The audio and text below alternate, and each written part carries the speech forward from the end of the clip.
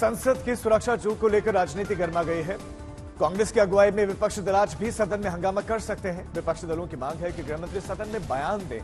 कांग्रेस ने कहा कि सुरक्षा चूक पर बातचीत करने से प्रधानमंत्री मोदी बच जाएं, क्योंकि वो जानते हैं कि सदन में आएंगे तो फिर बीजेपी सांसद की भूमिका को लेकर सवाल होंगे। इस बीच में सरकार की ओर से भी पलटवार आया है।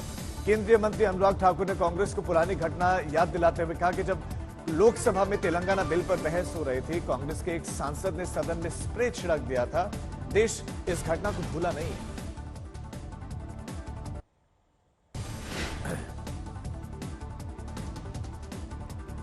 संसद में सुरक्षा चूक पर राहुल गांधी के बयान पर भी सियासत गर्मा गई। केंद्रीय मंत्री नित्यानंद राय ने कहा कि राहुल गांधी को कुछ भी पता नहीं है कि देश में क्या हो रहा है। उन्होंने कहा कि प्रधानमंत्री मोदी की योजनाओं से बेरोजगारी का मुद्दा बचा ही नहीं है। दरअसल राहुल गांधी ने कहा था कि अगर युवाओं को नौकरी मिल गई होती तो देश में बेरोजगारी नहीं होती, इतनी बड़ी घटना नहीं होती। अखिलेश यादव ने कहा कि गूंगी बहरी सरकार को सुनाने के लिए नौजवानों ने किया।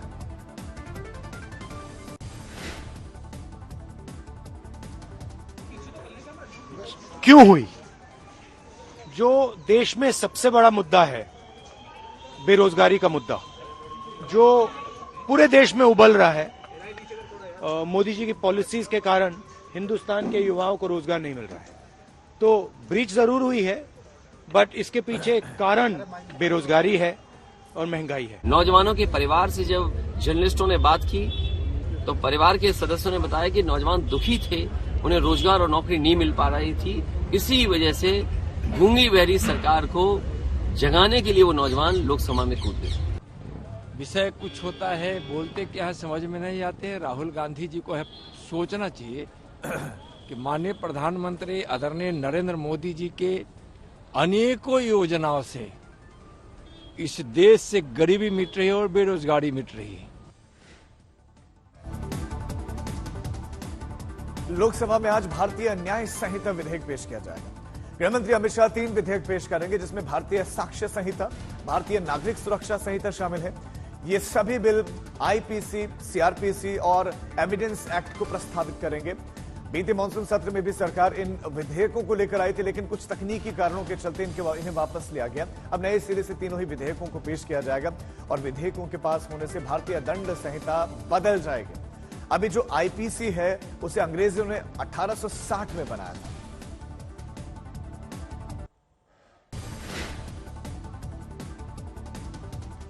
प्रधानमंत्री मोदी वाराणसी के दौरे पर आज वो 19,000 करोड़ की परियोजनाओं का लोकार्पण और शिलान्यास करेंगे। दोपहर 1 बजे प्रधानमंत्री मोदी विकसित भारत संकल्प यात्रा को हरी झंडी दिखाएंगे।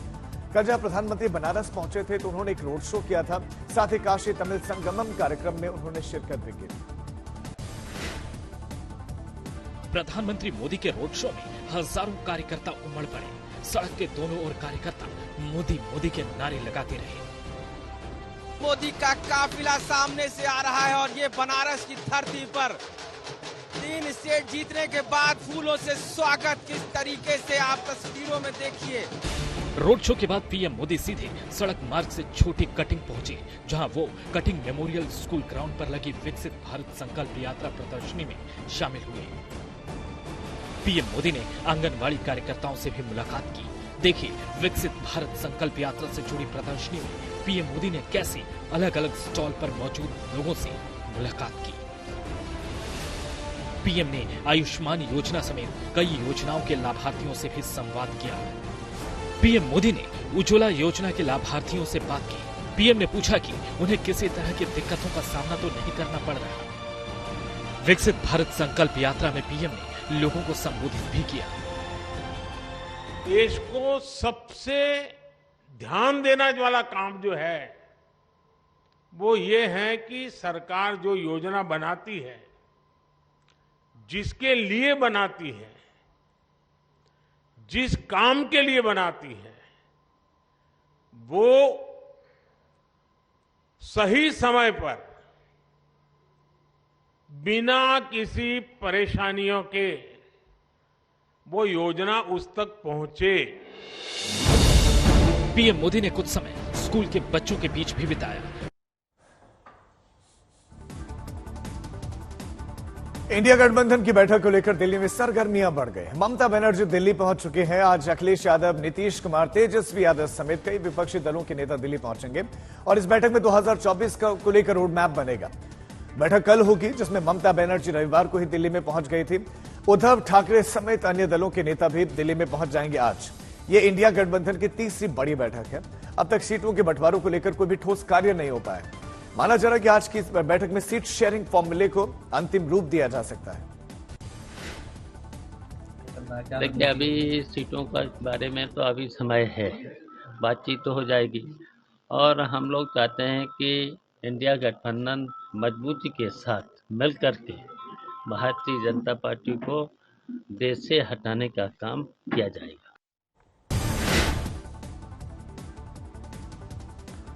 मध्य प्रदेश, राजस्थान और छत्तीसगढ़ में मंत्रिमंडल विस्तार को लेकर दिल्ली में मंथन हो रहा है। तीनों ही राज्यों के मुख्यमंत्रियों ने राजधानी में आला कमान से मुलाकात की। बैठक में गृह मंत्री अमित शाह और बीजेपी अध्यक्ष जेपी नड्डा शामिल हुए। किसे मंत्री बनाया जाए और किसे नहीं, इसको लेकर चर्चा हुई। तीनों ही राज्यों में हाल ही में बीजेपी सरकार का गठन हुआ है। एमपी, राजस्थान में सिर्फ सीएम और डिप्टी सीएम ही अभी काम कर रहे हैं। वहीं किसी और मंत्री का शपथ ग्रहण अभी तक नहीं हुआ है और न ही विभागों का बंटवारा हुआ है। इन बैठकों में तीनों ही राज्यों में दिग्गजों के नाम शामिल हुए हैं। मध्य प्रदेश के वो विधायक भी इस बैठक में मौजूद थे जिन्हें हाल ही में केंद्रीय मंत्री और सांसद जिन्होंने छोड़ी। ऐसे में माना जा रहा है कि आगामी लोकसभा चुनाव को ध्यान में रखकर मंत्रिमंडल का विस्तार होगा।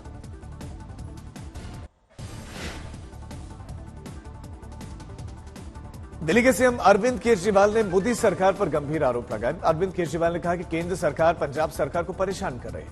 उन्होंने आरोप लगाया कि केंद्र ने पंजाब के हिस्से का रुपया रोक रखा है। आरोप यह भी लगाया गया कि पटना साहिब जाने वाली ट्रेन में रेल मंत्रालय ने रोक लगा दी है। केजरीवाल ने कहा कि इन इतनी अड़चनों के बाद भी पंजाब तेजी से आगे बढ़ रहा है।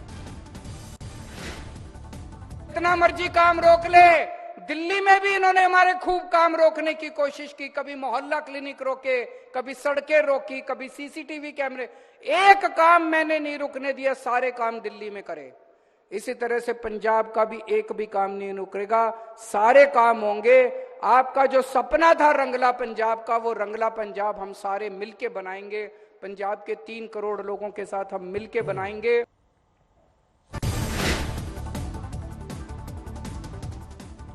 ज्ञानवापी सर्वे रिपोर्ट आज वाराणसी जिला अदालत में पेश होगी। इसी साल ज्ञानवापी परिसर का साइंटिफिक सर्वे करवाया गया था। एएसआई ने सर्वे को अंजाम दिया था और सर्वे रिपोर्ट कोर्ट के समक्ष पेश की जाएगी। इसके अलावा इलाहाबाद हाईकोर्ट में एक सुनवाई भी है और ये मथुरा के शाही ईदगाह परिसर के सर्वे से जुड़ी हुई है। इसमें एडवोकेट कमिश्नर नियुक्त किए जाएंगे जिनकी देखरेख में सर्वे का काम शुरू होगा।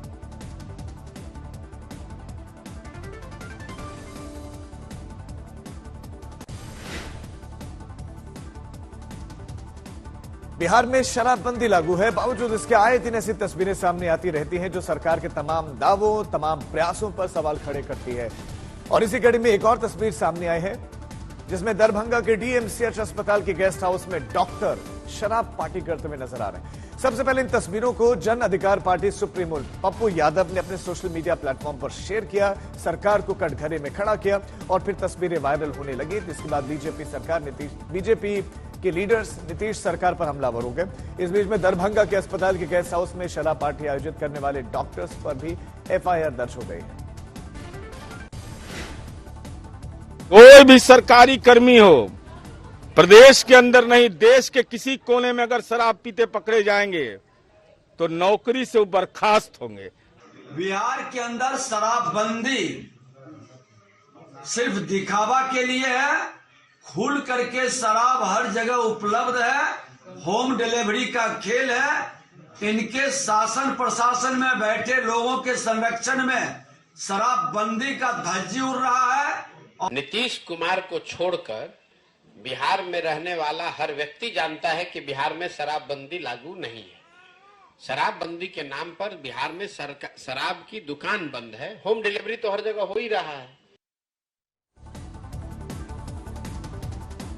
महिला कांग्रेस कार्यकर्ता संसद भवन का घेराव करेंगे। महंगाई, महिला सुरक्षा के मुद्दे पर दिल्ली में आज ये बड़ा धरना प्रदर्शन होगा जिसकी तैयारियां हैं। ये महिलाएं संसद भवन का घेराव करेंगे और अप्रत्याशित महंगाई के लिए सरकार का विरोध करेंगे।